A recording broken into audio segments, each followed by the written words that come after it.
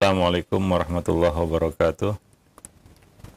Alhamdulillah, nahmaduhu wa nasta'inuhu wa nastaghfiruh wa na'udzu billahi min syururi anfusina wa sayyiati a'malina may yahdihillahu fala mudhillalah wa may yudlil fala hadiyalah. Asyhadu an la ilaha illallah wahdahu la syarikalah wa asyhadu anna Muhammadan abduhu wa rasuluh. Ya ayyuhalladzina amanu ittaqullaha haqqa tuqatih wa la tamutunna illa wa antum muslimun. Amma ba'du fa inna ahsanal kalami kalamullah wa khairal huda huda Rasulillah sallallahu alaihi wasallam wa syarrul umur muhdatsatuha wa kullu muhdatsatin bid'ah wa kullu bid'atin dhalalah wa kullu dhalalatin finnar. Ma'asyiral muslimin wal muslimat, para pemerhati roja rahimani wa rahimakumullah. Pertama-tama kita memanjatkan puji dan syukur pada Allah Subhanahu wa taala atas berbagai nikmat dan karunia yang Allah limpahkan kepada kita semua. Banyak sekali nikmat-nikmat yang Allah berikan kepada kita, tapi sedikit kita mensyukurinya. Maka kita wajib untuk meningkatkan syukur kita kepada Allah Subhanahu wa taala. Karena Allah berjanji akan menambah nikmat bagi orang-orang yang mensyukurinya. Salawat beriring salam tidak lupa kita limpahkan untuk Nabi kita Muhammad sallallahu alaihi wasallam, untuk keluarga beliau, sahabat-sahabat beliau, dan umat beliau sampai hari kemudian. Para pemerhati roja, kaum muslimin dan muslimat yang dimuliakan Allah, pada kesempatan siang ini kita kembali melanjutkan pembahasan dari buku Talbis Iblis. Pada pertemuan sebelumnya kita telah menjelaskan talbis iblis terhadap ahli bahasa dan sastra dan juga para penyair, yaitu orang-orang yang bergelut di dalam bidang bahasa. Mereka dialihkan dari tujuan utama, yaitu memahami ataupun tafakuh fiddin. Untuk itulah bahasa Arab itu perlu dipelajari, yaitu untuk tafakuh fiddin, karena Allah menurunkan Al-Quran dalam bahasa Arab yang fasih, dan Allah mengutus Nabi terakhir dari kalangan bangsa Arab dan berbicara dengan bahasa Arab yang fasih. Hadis-hadis Nabi diucapkan dalam bahasa Arab. Maka tidak akan sempurna satu kewajiban kecuali dengan perkara itu, maka perkara itu menjadi suatu yang wajib juga. Hanya saja di sini kewajiban itu bersifat kifai, yaitu fardu kifayah. Apabila sudah diemban sebahagian orang, maka gugurlah kewajiban itu atas yang lain. Untuk menjelaskan makna-makna yang terkandung di dalam Al-Quran dan hadis, itu perlu memiliki kemampuan di dalam bahasa Arab. Maka wajib bagi seorang mufti atau seorang qadhi atau seorang alim ketika ingin menjelaskan satu hukum, dia harus menguasai bahasa tersebut. Untuk memahami Al-Quran dan untuk memahami hadis, dia perlu menguasai bahasa tersebut, yaitu bahasa Arab.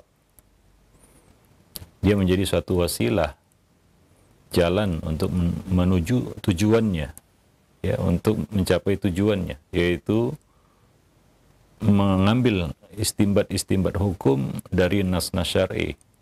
Itu tujuannya.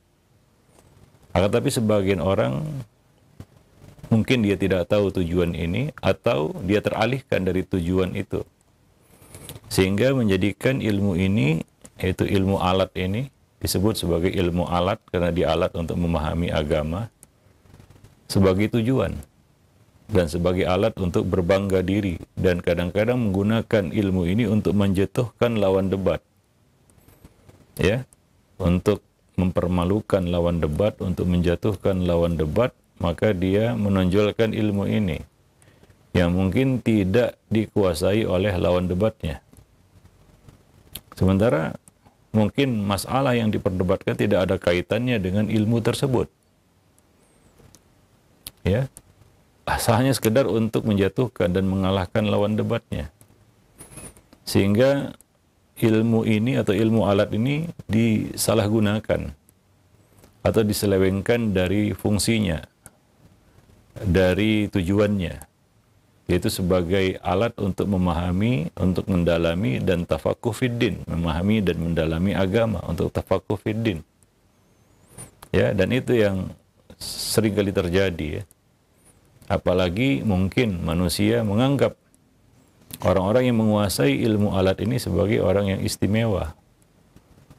Bahkan disebut ulama, padahal dia tidak atau belum menguasai ilmu-ilmu alat yang lain seperti ilmu usul fikih, usul hadis, dan ilmu yang berkaitan dengan kita katakan agama seperti misalnya ilmu usul tafsir dan lain sebagainya. Dia belum menguasai itu.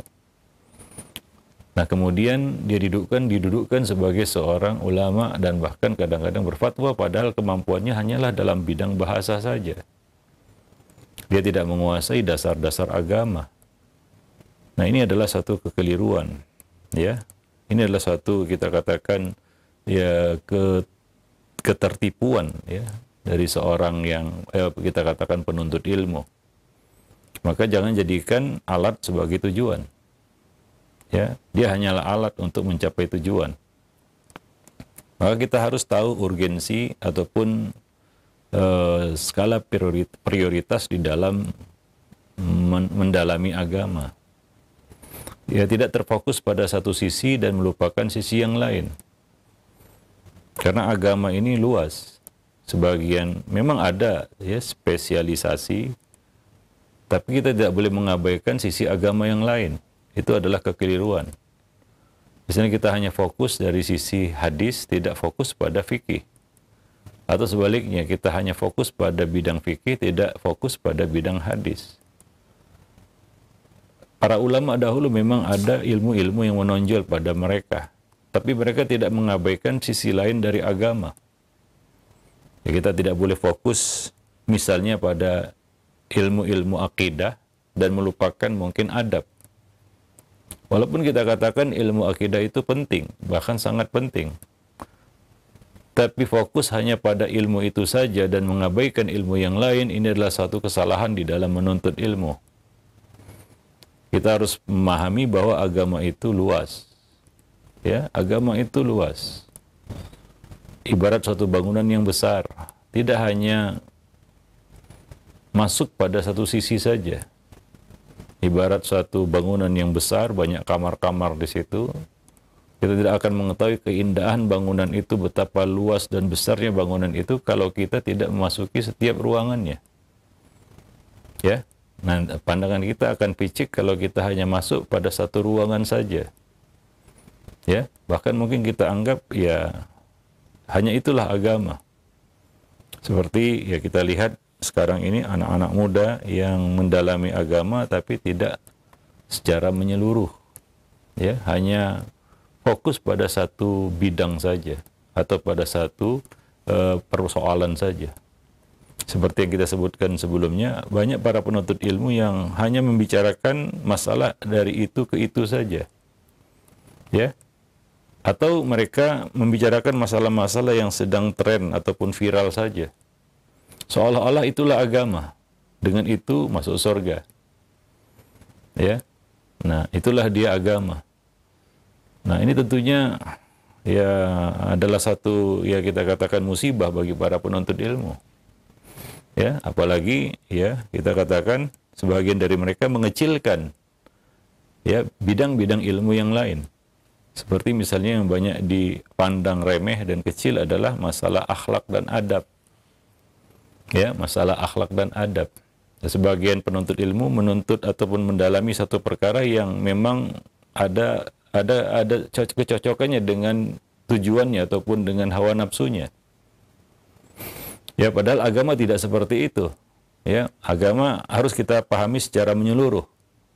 Ya, sehingga kita tahu apa yang menjadi maqasidus syariah. Ya. Nah, karena itulah dia ya kita katakan tujuan Allah menurunkan agama. Itu mengatur kehidupan manusia kepada arah yang lebih baik. Yahdi lillati hiya aqwam. Membimbing manusia kepada petunjuk yang lebih lurus. Nah, tapi kalau kita hanya memperhatikan satu bagian dari agama saja, ya, kita tidak akan dapat memahami agama itu secara utuh. Allah mengatakan, mengajak kita untuk masuk ke dalam agama itu secara kafah. Ya ayyuhalladzina amanu dukhulu fis silmi kafah. Wahai orang-orang yang beriman, masuklah kamu ke dalam Islam secara kafah, menyeluruh. Ya, tidak ada sendi-sendi agama yang tidak penting sebenarnya. Kekeliruan sebagian penuntut ilmu adalah menganggap remeh sisi-sisi agama tertentu. Ya, dengan melihat sisi agama yang penting, yang urgen. Ya, kita sebut akidah, penting. Tapi tidak bijak kalau kita merendahkan ya sendi akhlak dan adab karena kita fokus untuk mendalami akidah.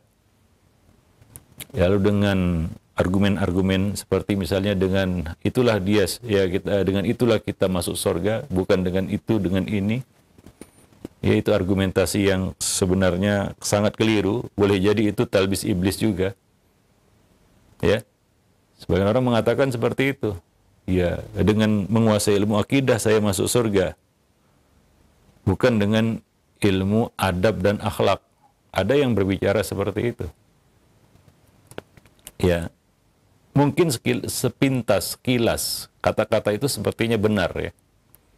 Tapi syaitan akan menggunakan kata-kata itu untuk menggelincirkannya. Maka kita lihat ya dari hadis-hadis Nabi Sallallahu Alaihi Wasallam, banyak orang-orang yang tergelincir masuk neraka gara-gara perkara kecil. Sebagaimana dikatakan bahwa manusia tersandung bukan dengan batu besar. Tidak ada orang yang tersandung dengan batu besar. Kalau batu besar dia akan menghindar. Manusia akan tersandung dengan batu kecil yang seolah-olah tidak terlihat oleh matanya. Ya. Apalagi batu kecil itu dia pandang tidak ada. Ya, dia nihilkan padahal ada.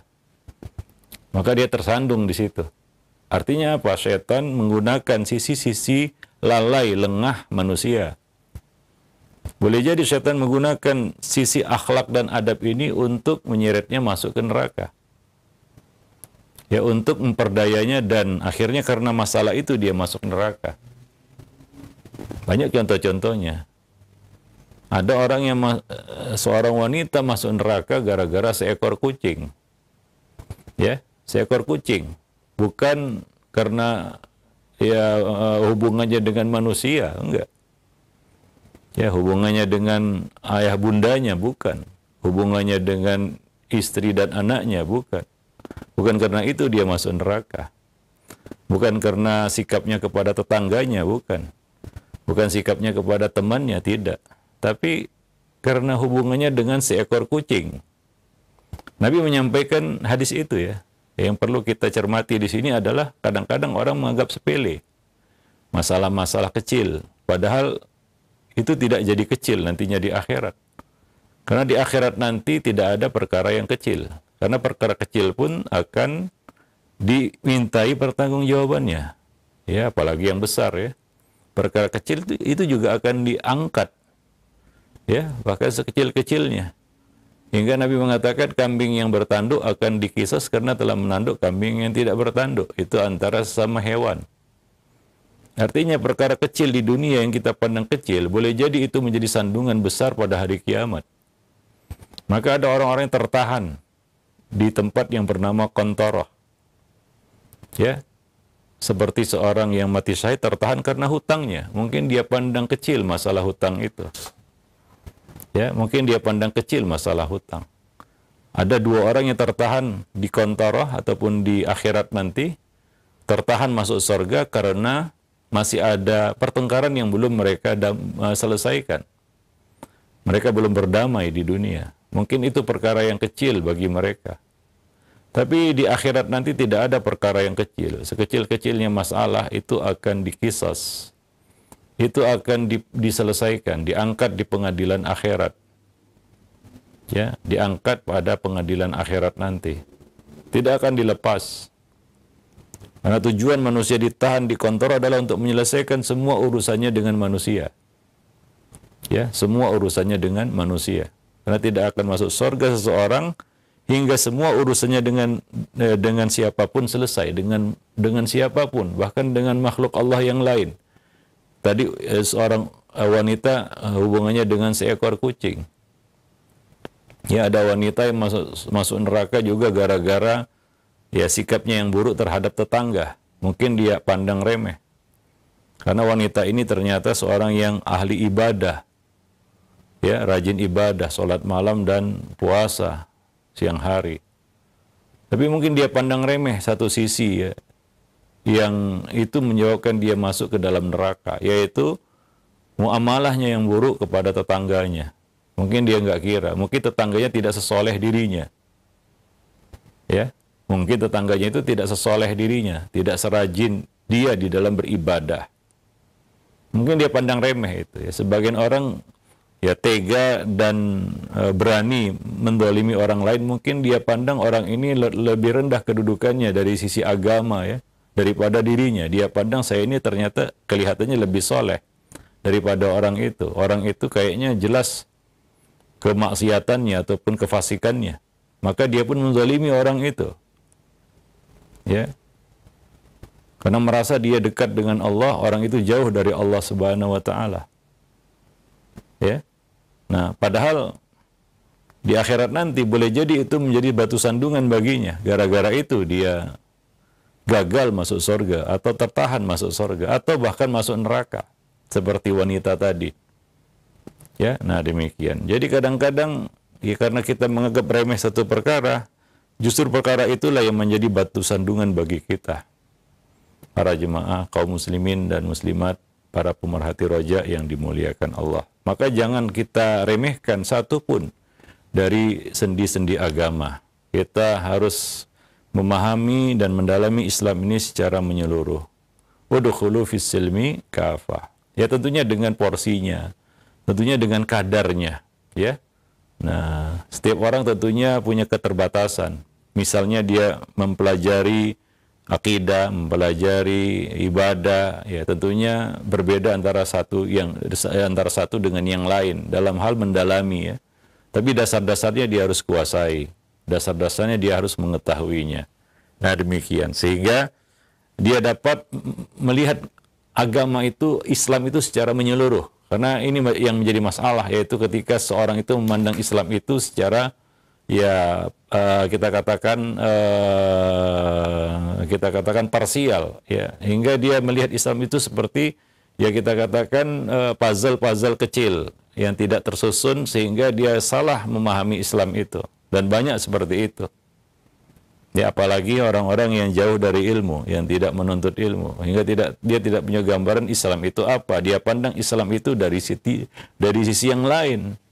Sehingga orang-orang seperti ini ya mudah untuk diseret kepada ya kita katakan paham-paham radikal ataupun paham-paham yang ekstrim ya. Karena tidak melihat agama itu secara utuh. Dia hanya melihat satu sisi saja, hingga dia mudah untuk diperdaya oleh syaitan atau oleh orang-orang jahil yang punya maksud buruk terhadap dirinya. Maka itu penting kita untuk mendalami agama secara menyeluruh. Ya, tidak ada bagian agama ini yang tidak penting. Ya, semuanya penting. Walaupun di sana ada skala prioritas, ada tingkatan perkara-perkara yang muhim tadi, yang penting tadi. Wallahu a'lam bishawab. Ya, nah, jadi ini yang perlu kita cermati ya.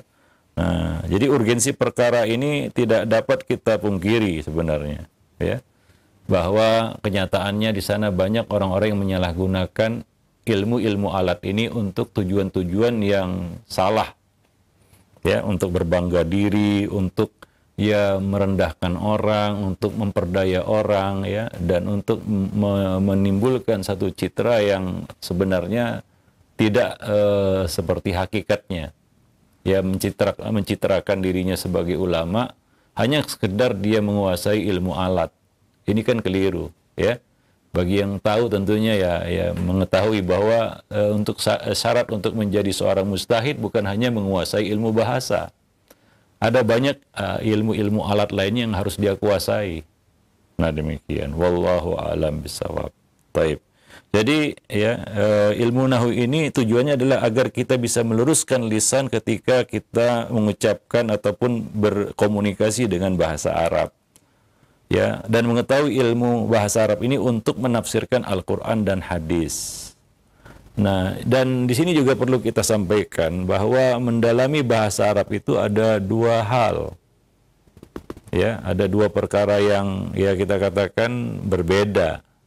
Ya, tujuan untuk tafakuh fiddin dan tujuan sekedar untuk kita mungkin bisa berkomunikasi.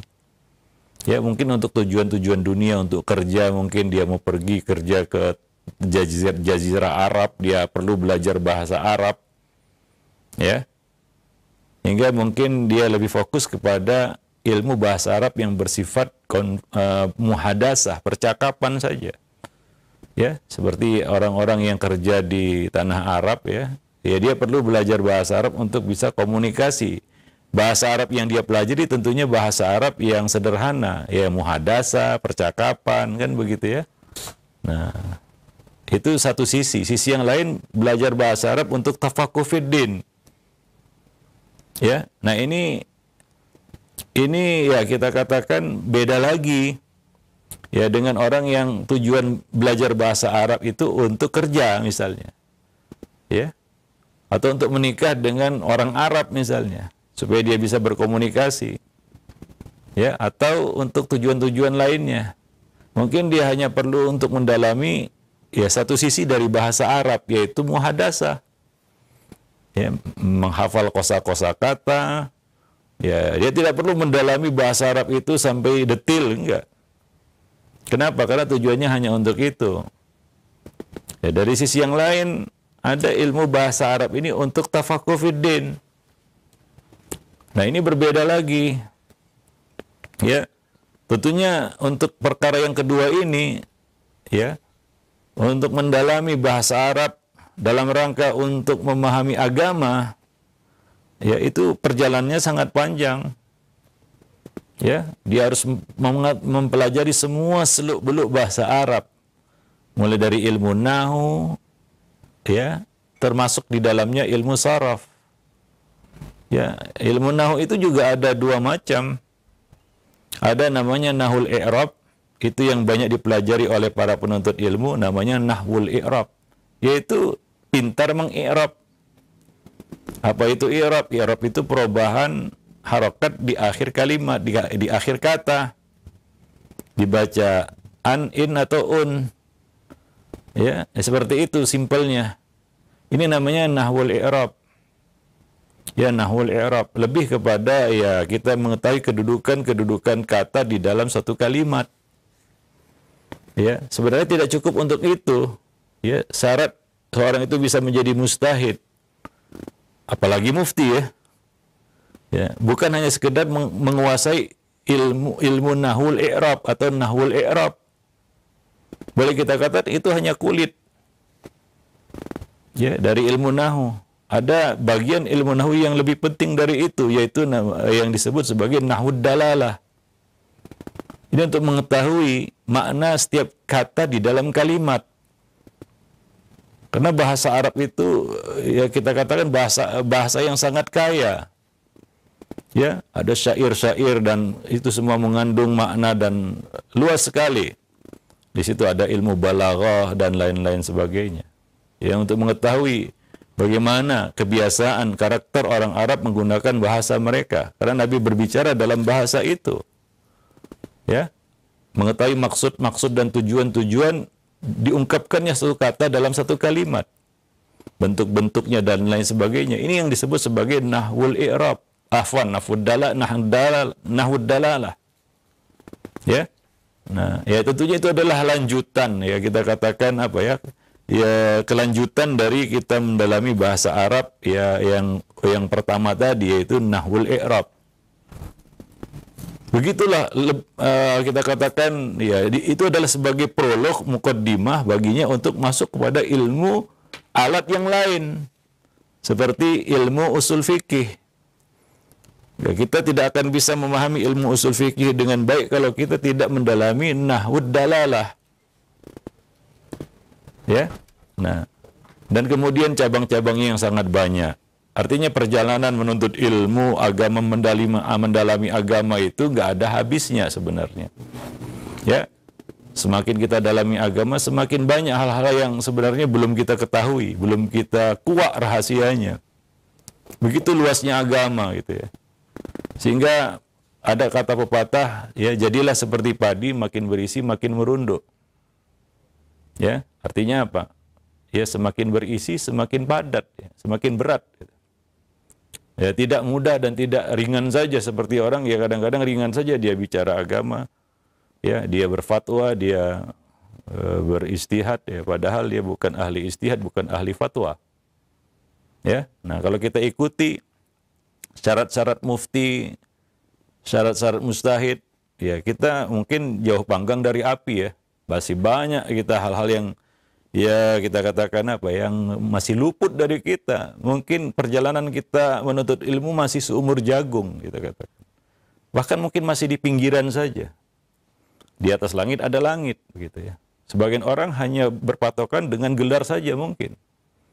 Padahal untuk mendapatkan gelar itu juga dia tidak menyelami semua sisi-sisi sendi-sendi agama. Dia harus terus belajar dan belajar. Apa kata Imam Ahmad?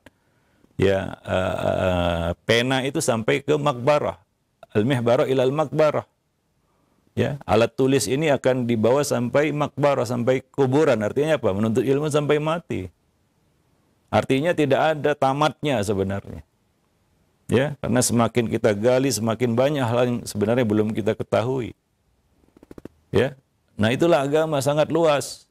Dengan itu kita bisa menjadi orang yang lebih tawaduk begitu ya. Ngerti kedudukan diri kita bahwa saya ini bukan apa-apa, masih jauh. Tapi kita lihat sebagian orang yang belajar bahasa Arab, muhadasah, tiba-tiba sudah ceramah begitu dan sepertinya menjadi ahli agama. Padahal dia belajar bahasa Arab masih tingkatan muhadasah ya. Tujuannya mungkin untuk kerja, ya untuk ya ngomong-ngomong dengan orang Arab hanya sebatas itu. Kan ini sangat jauh sekali. Lalu diasumsikan dia, maka muncul waham dalam dirinya bahwa saya ini sudah pantas bicara agama. Saya sudah bisa ngomong ya dalam bahasa Arab. Nah ini kan mengelirukan jadinya. Ya, padahal ya kita katakan orang yang belajar bahasa Arab untuk mendalami agama saja, kalau dia masih ya kita katakan belajar nahu itu tingkatannya nahul i'rab saja itu belum cukup. Masih jauh kita katakan. Artinya masih panjang perjalanan dia untuk mendalami bahasa Arab itu. Ya apalagi sekedar belajar bahasa Arab muhadasah kan begitu ya. Nah ini yang perlu kita sadari bersama. Ya supaya kita tahu ya. Karena sebagian orang ya menggunakan ini sebagai alat untuk berbangga diri. Ya waliyadzubillah. Mudah-mudahan kita tidak seperti itu. Ya, maka jadilah seperti padi tadi makin berisi makin merunduk. Semakin kita dalami agama ini maka semakin terkuak kejahilan diri kita bahwa kita ini belum apa-apa. Maka berhati-hatilah berkomentar tentang masalah agama. Lebih bagus diam ya daripada kita berbicara tentang agama yang kita tidak kuasai. Ya, nah demikian. Atau kita merasa diri kita sudah sampai di puncak, kayaknya nggak perlu belajar lagi. Ya. Kayaknya nggak ada orang lain yang lebih tinggi ilmunya dari saya. Ini kan waham-waham yang menunjukkan bahwa kita itu sebenarnya masih mungkin berada di pinggiran saja. Ingat di atas langit ada langit. Artinya apa? Ya kita perlu terus belajar. Jangan merasa wah ini saya sudah cukup ini. Nah demikian. Wallahu a'lam bishawab. Ya, itu baru satu sisi, belum sisi yang lain. Misalnya ilmu hadis. Kalau kita belajar ilmu hadis, sekedar belajar mustalah hadis, itu masih seperti tadi, ilmu nahu masih nahul i'rab. Ya. Karena mustalah hadis itu adalah pengantar sebenarnya untuk memahami istilah-istilah yang dipakai oleh ahli hadis. Kita belum masuk ya pada ya mungkin puncaknya yaitu jarah dan ta'dil yang sangat berguna dan sangat menjadi syarat pertama dan utama untuk bisa memberikan kodifikasi hadis. sahih atau tidak. Dan itu kan perjalanannya panjang. Itu sisi yang lain. Belum lagi ilmu fikih yang harus belajar usul fikih. Dan belajar usul fikih ini juga kita harus tahu kubu-kubu yang ada di dalam madzhabul fiqh. Ya, madzhabil ulama. Ya, dari mana aliran fikih itu berasal? Kenapa satu kaidah itu muncul? Nah, ini kan panjang sebenarnya. Belum lagi ilmu usul tafsir yang tentunya itu lebih rumit dan lebih luas lagi. Begitulah din itu, agama itu. Jadi bukan ya kita pandang ya kita katakan kita kita sederhanakan masalahnya, kita anggap mudah, ternyata tidak semudah yang kita bayangkan. Tidak sesimpel yang kita bayangkan. Nah, demikian. Nah, ini penting yang diketahui untuk para penuntut ilmu supaya dia tidak cepat berpuas diri bahwa kita semua ini masih tuwailibul ilm mungkin.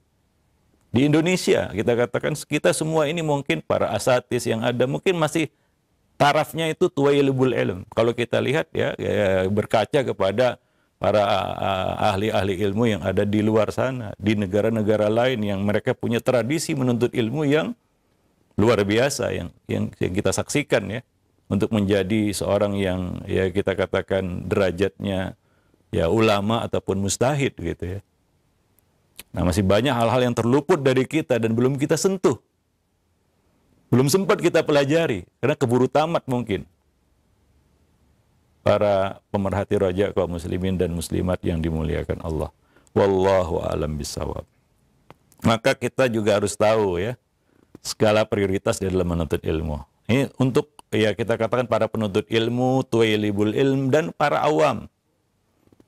Ya, mereka juga harus mengerti ini supaya ya tidak terjebak pada suatu kita katakan hal yang perkara yang ya mengalihkan dia dari perkara yang penting untuknya kepada perkara yang kurang penting. Ya, nah demikian. Ya wallahu alam bisawab. Ya memang kalau kita punya keinginan dan ambisi, kita ingin menguasai semua itu.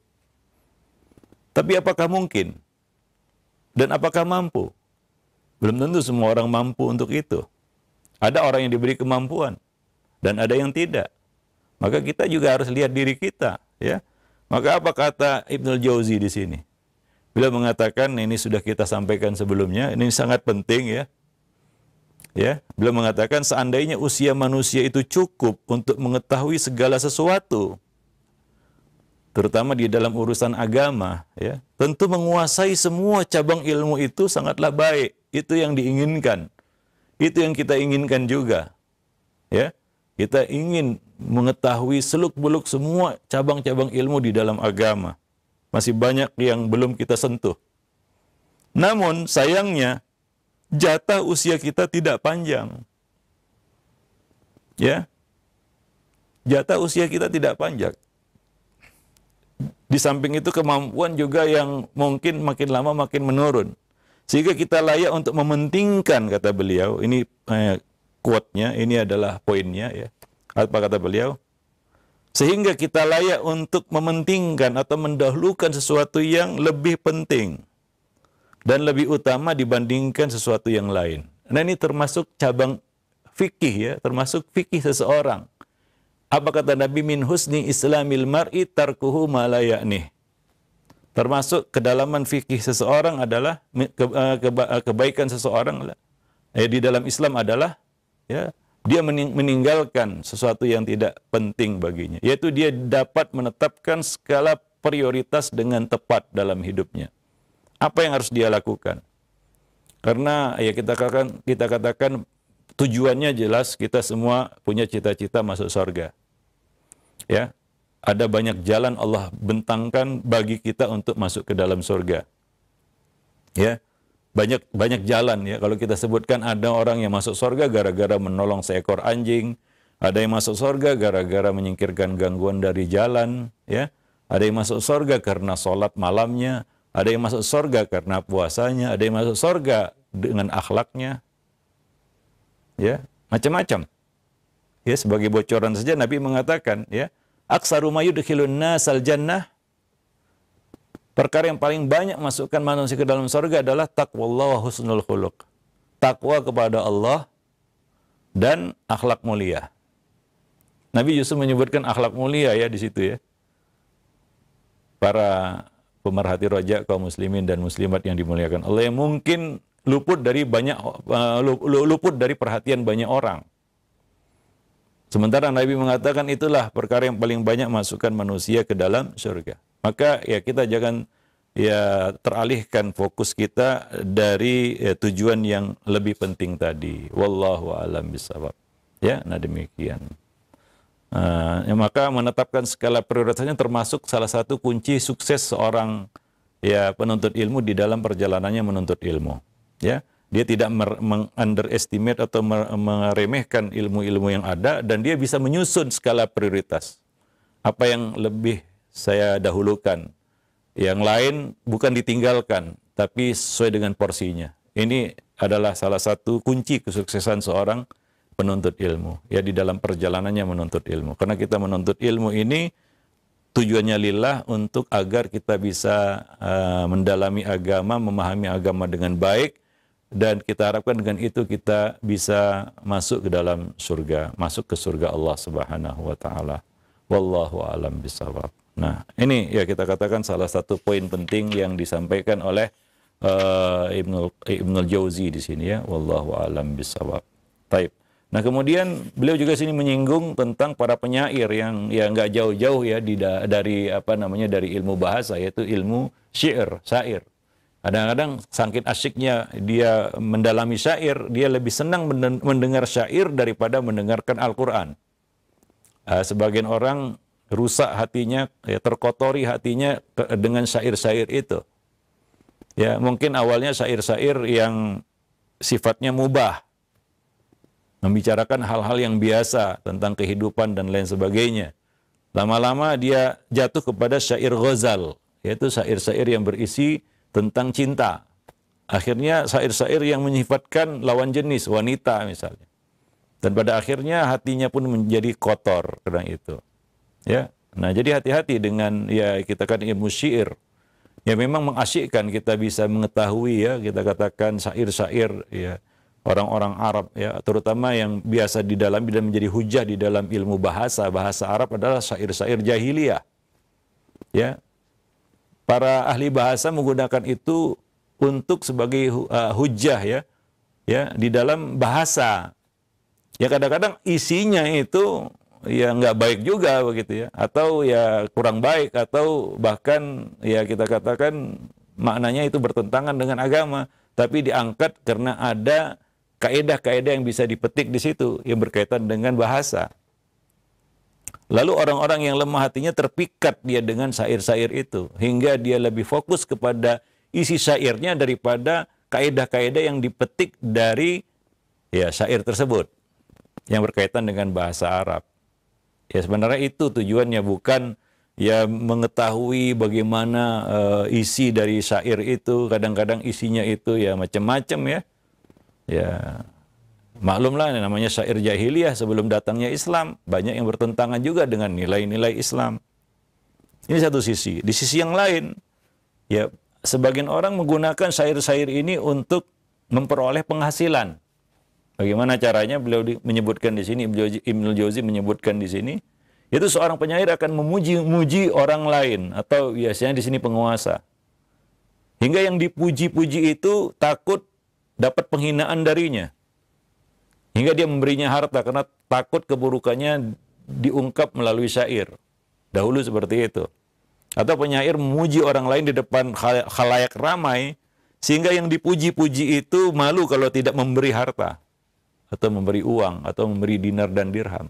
Jadi tujuannya adalah untuk memperoleh penghasilan dari situ. Nah demikian. Wallahu a'lam bishawab. Ya. Dan sebagian lainnya, ada yang betul-betul syair itu merasuk ke dalam jiwanya sehingga dia lebih nyaman mendengarkan syair daripada mendengarkan Al-Quran. Ya, lebih percaya kepada syair daripada hadis-hadis Nabi. Ya, nah ini fitnah yang besar sebenarnya terhadap hati ya.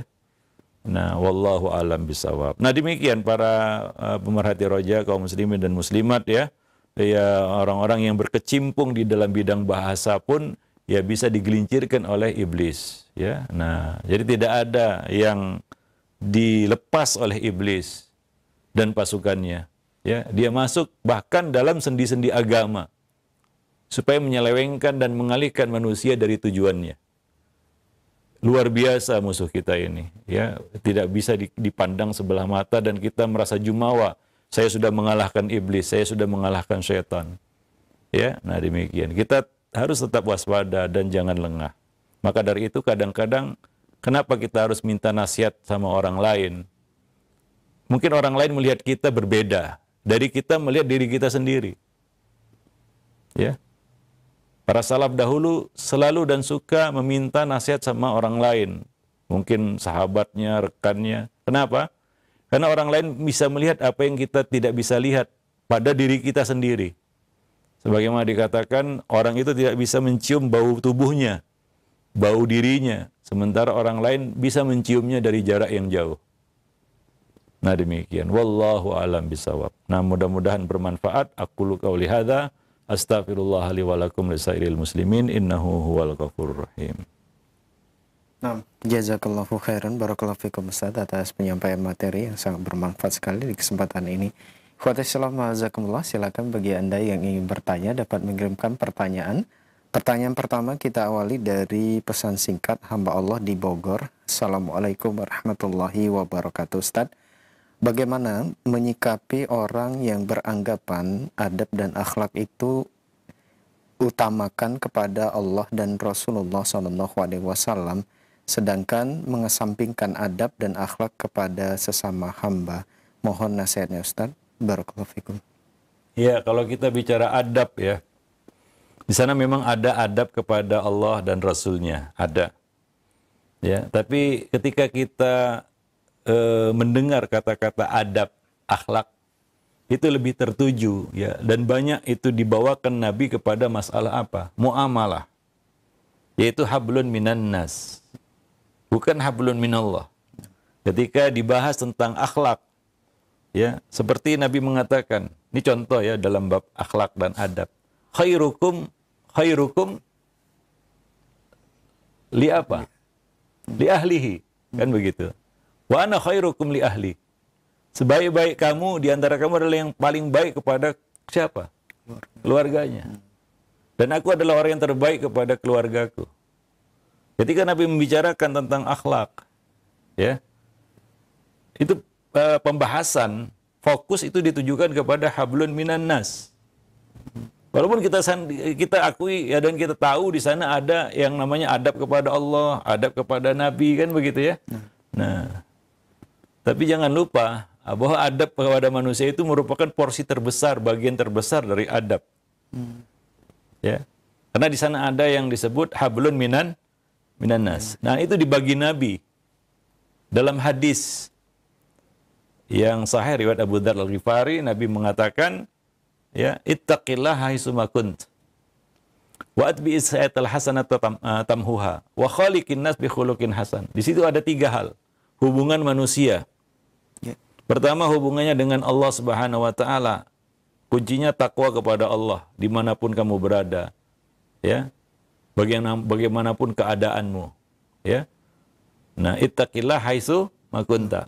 Itu yang pertama. Yang kedua, hubungan manusia dengan dirinya sendiri. Ya. Ya, hubungan kita dengan diri kita sendiri. Itu perlu kita perhatikan. Kita harus tahu dan sadar diri kita. Kita adalah manusia banyak dosa. Maka dari itu apa? Wa atbi'is sayyi'atal hasanata tamhuha. Iringilah keburukan itu dengan kebaikan. Mudah-mudahan dapat menghapusnya. Itu hubungan kita dengan diri kita apa? Kita harus sadar kita manusia banyak salah. Itu poin penting dari kata Nabi tadi ya, sabda Nabi, wa atbi'is sayyi'atal hasanata tamhuha. Itu hubungan seseorang dengan dirinya sendiri. Ya. Nah, akan menjadi sulit orang itu kalau dia merasa tidak bersalah dan tidak berdosa. Ya, nah demikian. Karena dia tidak akan mau untuk menutupi kesalahan-kesalahannya dengan kebaikan-kebaikan. Atau dia merasa dirinya sempurna. Nggak ada kurang satu apapun, kan begitu. Nah, ini sangat berbahaya tentunya. Itu tipu daya setan juga. Itu yang kedua. Yang ketiga, Ini adalah hubungan manusia dengan sesama, ya. Dengan sesama siapapun dia, sampai orang terdekat, yaitu pasangan hidup, anak, orang tua, teman, tetangga, dan semua manusia, bahkan dengan makhluk Allah yang lainnya. Yaitu apa? Wa khaliqin nas bi khuluqin hasan. Ya, bergaullah kamu kepada manusia dengan akhlak yang mulia. Jadi ketika Nabi menyinggung akhlak, itu tidak dimasukkan di dalam hablun minallah. Ya. Tapi lebih terfokus kepada apa? Hablun minan nas. Nah, demikian. Wallahu a'lam bissawab. Ya. Baik. Jazakallah khairan Ustaz atas jawaban yang disampaikan. Semoga bermanfaat untuk penanya yang berada di Bogor. Masih pertanyaan melalui pesan singkat kembali dari Abu Kolbin di Kaltim, Kalimantan Timur. Assalamualaikum warahmatullahi wabarakatuh. Ustaz, ada 2 pertanyaan. Pertanyaan pertama, bagaimana jika kita menyampaikan ilmu agama melalui sumber Google yang kita dapat dari tulisan atau link, atau dari video ustadz-ustadz sunnah yang dapat dipercaya, kemudian kita dakwahkan kepada orang lain? Apakah ini diperbolehkan? Kemudian yang kedua, apa hukum kita berdakwah tapi kita tidak menguasai ilmu alat sehingga yang kita sampaikan adalah hadis yang langsung dari ulama-ulama sunnah yang kita dapat dari internet juga karena keterbatasan kitab yang kita pelajari? Mohon nasihatnya Ustaz. Syukur.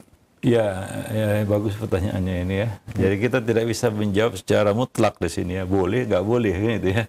Karena tidak simpel untuk bisa memberikan satu kita katakan jawaban yang tepat gitu ya. Kalau masalahnya seperti ini, secara garis besar ya tentunya kita tahu bahwa agama ini tidak bisa dipelajari secara otodidak. Itu yang pertama. Ya kita ya tentunya harus belajar dengan bimbingan orang yang lebih dulu belajar dari kita kan begitu ya. Nah, itu warisan. Maka ilmu ilmu agama ini Nabi sebut sebagai warisan. Warisan ya. Begitu ya. Al ulama warasatul anbiya. Wal anbiya lam yuwarrithu dinaran wala dirhama, walakin warrathu al ilma. Itu poinnya. Ya, Nabi mengumpamakan dan menyebut ilmu agama ini sebagai warisan. Satu yang diwarisi. Kalau warisan itu bagaimana? Dari orang yang sudah hidup sebelumnya ya. Yang pergi kemudian dia meninggalkan warisan. Apakah disebut warisan kita nemu di tengah jalan? Ah, ini warisan nih. Enggak ya. Warisan itu kan tidak seperti itu ya. Nah, demikian. Ya, warisan itu kita dapatkan dari pendahulu kita, kan begitu ya. Ayah kita, ibu kita ya, yang lebih dulu pergi dari kita, kan begitu. Nah, kita dapatkan itu dalam bentuk warisan. Nabi menyebutnya sebagai warisan. Artinya apa? Secara ya kita katakan tidak langsung ya. Menjelaskan kepada kita bahwa memang ilmu agama itu harus dipelajari dari pendahulu. Nah, demikian ya. Nah, itu yang pertama ya. Jadi kita tidak merekomendasikan dan tidak membenarkan ya belajar agama itu otodidak, kecuali sebagai alat bantu saja. Ya. Dan tidak menjadikan itu sebagai tulang punggung begitu ya. Nah, saya nggak perlu belajar sama ustadz, saya nggak perlu belajar sama guru, saya bisa belajar sendiri. Ini waham setan ini. Ya, karena dia nggak tahu bilakah dia benar, bilakah dia salah. Dan mungkin dia salah di dalam menetapkan skala prioritas tadi ya. Nah, dan lain-lain sebagainya. Maka coba lihat, kita belajar dari Imam Malik ya, beliau tidak berani berfatwa, beristihad ya, hingga ya kita katakan 50 orang ulama atau 40 orang ulama bersaksi, atau 70 orang ulama bersaksi bahwa beliau layak untuk melakukannya. Artinya ada izin dari pendahulu. Ya, dari salaf beliau. Ya, maka apa kata Imam Ahmad? Berhati-hatilah kamu bicara agama ya, tidak ada salaf bagimu sebelumnya. Ya, nah demikian. Ya, nah maka kita harus belajar dari ya, minimal ada guru yang membimbing ya. Ada guru yang membimbing sehingga kita tahu. Karena guru itu belajar juga dari gurunya sebelumnya kan begitu ya. Dan terus begitulah dia yang namanya warisan. Jadi ada silsilahnya juga. Ada silsilahnya. Oh, saya belajar dari si fulan belajar dari si fulan. Itu bisa ditelusuri. Nanti akan ketahuan, wah ini ternyata nggak jelas asal-usulnya kan begitu. Nah, demikian. Jadi seperti itulah ilmu ya, ilmu agama ini. Makanya seperti yang dikatakan, yang ditanyakan tadi ya. Nah, Saya katakan ya kalau sekedar untuk sebagai alat bantu ya mungkin bisa ya. Tapi tetap dia harus ada guru yang membimbing dalam bab agama gitu ya. Kalau dia mau ya kita katakan mendakwahkan agama ini secara lebih khusus, maksudnya khusus ya. Menjelaskan agama, maka dia harus belajar. Nggak bisa dia ya kita katakan modal Google kemudian dia ya menjadi pendakwah dalam arti kata menjelaskan agama. Kecuali dia berpartisipasi di dalam dakwah menurut kadar dan kemampuannya. Ya, misalnya sekedar mengajak, menunjuki itu kan dakwah juga. Ya, menjelaskan mungkin bukan faknya gitu ya. Mungkin ada orang lain yang bisa menjelaskan. Ya, tapi minimal dia berdakwah dalam bentuk mengajak manusia, menunjuki, ya ini jalannya. Nah, ini jalurnya, ini majelisnya, ini bukunya, ya. Nah, demikian. Nah, ini sumbernya kan begitu. Ya, cukup bagi dia sebatas itu. Nah, kadang-kadang ya kita katakan ya sebagian orang mencuplik kita katakan bagian tertentu dari YouTube misalnya atau dari media sosial yang kadang-kadang mereka salah di dalam menampilkan itu hingga jadi fitnah juga. Itu sering terjadi juga kan. Dia cuplik, ya itu bisa menjadi fitnah. Dia tidak memahaminya secara utuh, dia pahami sendiri, kemudian dia publish. Nah, yang akhirnya jadi fitnah.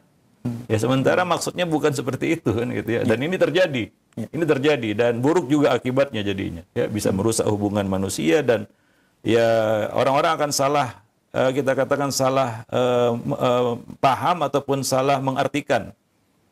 Sehingga maksud hati untuk menyebarkan kebaikan yang dituai justru ke keburukan ya, maka ya tentunya dia tetap harus berkonsultasi dengan ahli ilmu atau orang yang lebih berilmu, orang yang mengerti ya, mengetahui ya. Nah demikian, apalagi mencuplik ataupun mengambil potongan-potongan video kan kemudian ya kadang-kadang nggak utuh sehingga dia nggak tahu bagaimana cara memotongnya ya. Nah demikian atau ya kita katakan mengupload sesuatu yang dia tidak ketahui ya sekedar semangat saja karena sebagian orang itu modalnya semangat belaka ya maksud hati memang menebarkan kebaikan cuma mungkin caranya yang salah dan hasilnya tidak baik jadinya.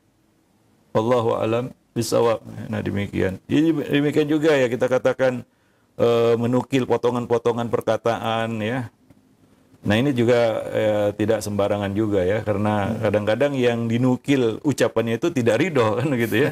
Kalau tidak mengizinkan ya seperti menyebarkan video atau potongan video yang tidak diizinkan oleh ya yang bersangkutan kan begitu ya. Ya ini kan tidak boleh disebarkan juga kan begitu ya. Nah wallahu alam bisawab. Baik.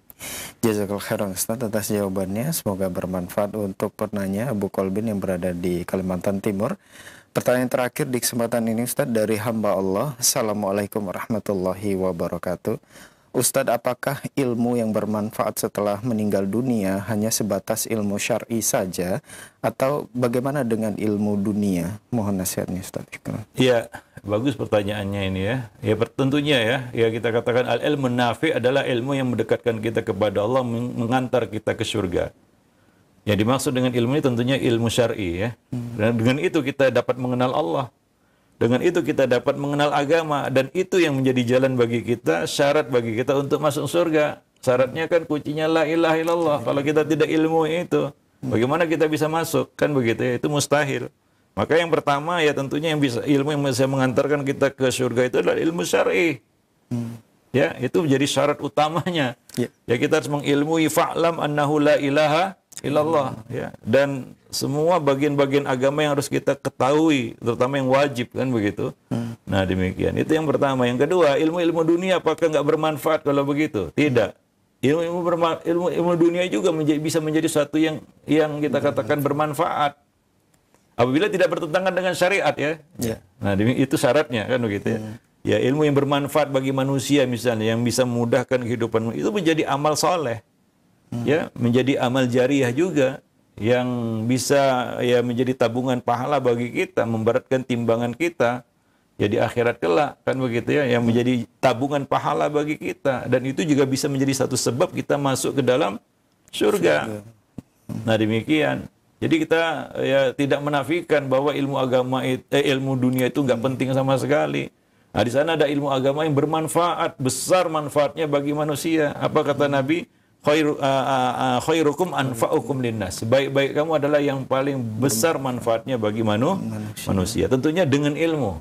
Kita bisa menjadi orang yang lebih bermanfaat bagi orang lain. Ya, biasanya seperti itu. Orang jahil jadi beban aja.